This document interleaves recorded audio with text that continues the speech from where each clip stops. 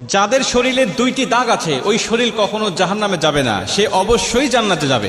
হাদিসটি সহিহ তিরমিজির 1669 নম্বর হাদিস এবং সহিহ আত-তারগিবের 1376 নম্বর হাদিস।